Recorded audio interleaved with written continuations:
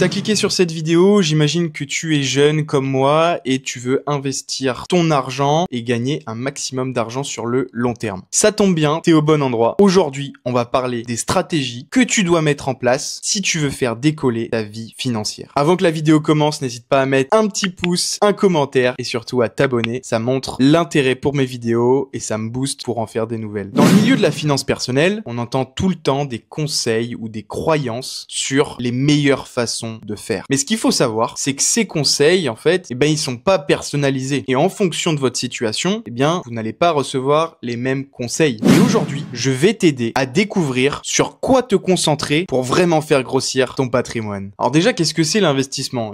Investir, c'est de faire travailler son argent, un capital, pour qu'il nous rapporte des intérêts, qui se traduit par un rendement. L'investissement, finalement, c'est une simple équation entre le capital disponible multiplié par un rendement, multiplié par le temps de ton investissement. Il y a vraiment deux variables sur lesquelles tu peux jouer. La première, c'est soit d'avoir un gros capital, ou la deuxième, c'est d'avoir un énorme rendement. Qui dit gros rendement, qui dit forcément plus de risques. Je vais vous donner un exemple pour que ce soit plus parlant. Prenons l'exemple de Pierre, qui est un étudiant en école d'ingénieur et qui commence à s'intéresser aux investissements. Il a 3000 € d'économie et il décide de placer cette somme en actions sur les marchés financiers. La première année, il obtient un rendement annuel de 7%, ce qui lui fait finalement 210 € de revenus d'intérêt sur l'année. Maintenant, Pierre, il a envie d'augmenter son rendement chaque année avec 1 ou 2% supplémentaires. C'est beaucoup de temps qu'il lui aura fallu pour augmenter de 1 ou 2% son rendement. Par exemple, en allant chercher des entreprises de qualité, en allant faire des petits swing trading sur les marchés financiers, c'est-à-dire d'acheter et revendre sur des points clés. Sauf que quand on part de 3000 €, si on a un rendement de 1 ou 2% supplémentaire, ça va pas réellement changer grand-chose à notre vie. Par contre, si tu travailles, par exemple, un job étudiant qui va te rapporter 600 € par mois,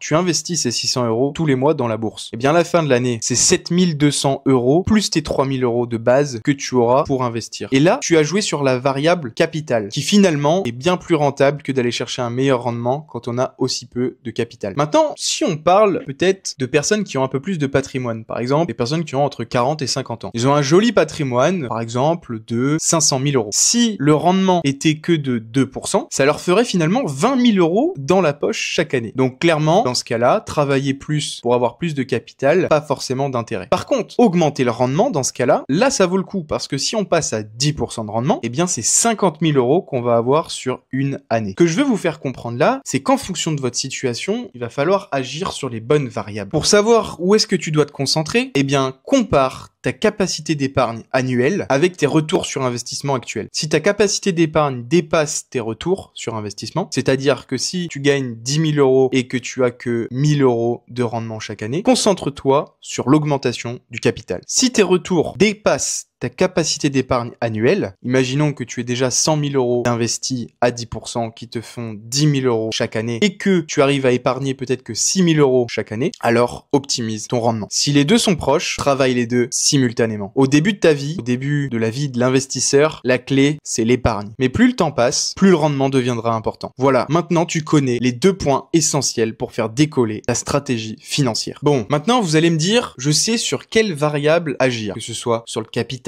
ou sur le rendement. Mais si on se trouve dans l'une ou l'autre situation, clairement, si on n'a pas assez de capital, qu'on est un jeune investisseur, qu'on vient de démarrer dans la vie active, mais qu'on n'a pas forcément beaucoup de capital, peut-être que 2 ou 3 000 € de côté, comment est-ce qu'on augmente son capital? Alors, il va y avoir plusieurs facteurs. Soit vous travaillez plus, c'est-à-dire vous prenez un deuxième job le week-end, sur votre temps libre, soit vous montez un business, ça peut être n'importe quel type de business, ça peut être tout simplement d'aller faire le ménage, ça peut être d'aller tondre la pelouse chez ses voisins, de récupérer un petit billet, ou alors ça peut être un business un peu plus élaboré. Si vous avez des compétences, par exemple, je sais pas moi, en design, en montage vidéo, vous pouvez proposer vos services. Vous pouvez aussi, pour augmenter très rapidement de capital, d'acheter un bien immobilier pour y vivre dedans, de faire vous-même vos travaux et de revendre le bien, faire de l'achat-revente en RP, non soumis à la plus-value immobilière. Là, vous allez générer pas mal de cash. Encore que, il faut monter en compétences, donc ça prend du temps, mais ça peut être une bonne stratégie. Ou alors, vous pouvez investir dans l'immobilier locatif pour une durée de 2-3 ans, d'enchaîner les investissements l'argent et de revendre pour générer une certaine plus-value. Mais ça, on a déjà vu ces stratégies-là sur ma chaîne YouTube, avec un différé d'emprunt, avec une bonne négociation, et surtout avoir des biens de qualité pour avoir des locataires de qualité. Je pense que ce sont les meilleures stratégies pour augmenter son capital. Première étape, avoir un CDI. Deuxième étape, avoir un side business, c'est-à-dire si vous avez des compétences particulières, eh bien c'est de proposer vos services, vos compétences, ou alors d'investir dans l'immobilier ou faire tout cumuler, c'est tout à fait possible. Pour augmenter de capital, vous pouvez aussi vendre vos vieilles affaires. Je sais pas, si chez vous, vous avez des anciennes consoles de jeux, des livres, des choses que vous ne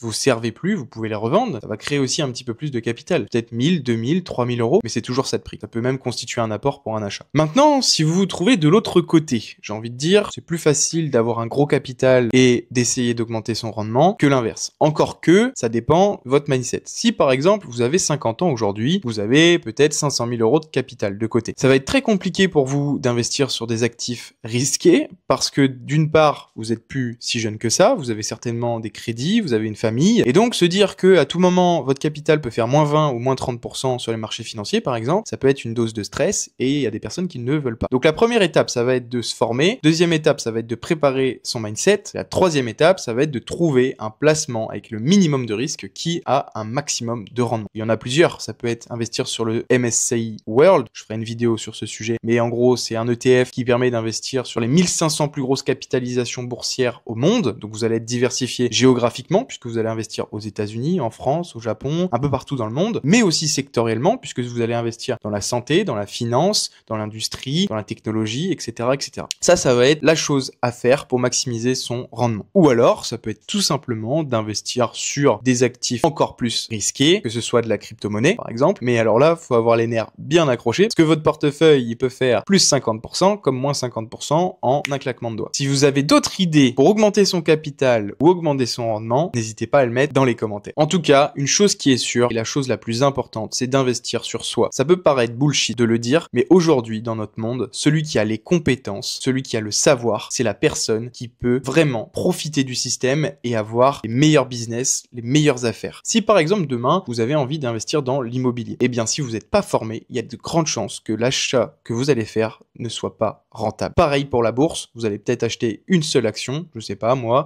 par exemple Air France, vous allez vous dire c'est génial. Eh bien, quand on regarde le cours de Air France, clairement, je pense qu'on peut aller chercher une meilleure entreprise. Si la vidéo t'a plu, n'hésite pas à mettre un like, un commentaire et à t'abonner. Merci d'avoir regardé cette vidéo, c'était Alexandre, on se retrouve bientôt, salut!